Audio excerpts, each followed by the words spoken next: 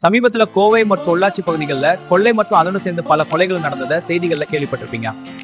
கொள்ளையர்கள் முதல்ல வீடுகளை கவனிப்பாங்க, தனியா இருக்க வீடுகளை நோட் பண்ணுவாங்க, செக்யூரிட்டி இல்லாத இடங்களை கவனிப்பாங்க. இருட்டான பகுதிகள் அவங்களோட டார்கெட், ஈஸி டார்கெட்ஸ் ஐடென்டிஃபை ஆகும். சிசிடிவி இல்லாத வீடு ஆபத்து நிறைந்தது, கண்காணிப்பு இல்லைனா ரிஸ்க் குறையும், தனிமையான அமைதியான இடங்கள் குறிக்கோள், செக்யூரிட்டி இல்லாதது சிக்னல். நுழைவு பகுதிகள் மாற்றம் செய்யணும், கேட் டோர் கவரேஜ் முக்கியம், பிளானிங் முக்கியம், முழு பார்வையிட வேண்டும்.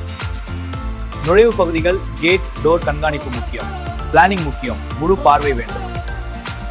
வெளியூர் சென்றாலும் மொபைலில் கண்காணிக்கலாம், சந்தேகமான நகர்வு உடனடி அவேர்னஸ் கிடைக்கும், மனதுக்கு அமைதி.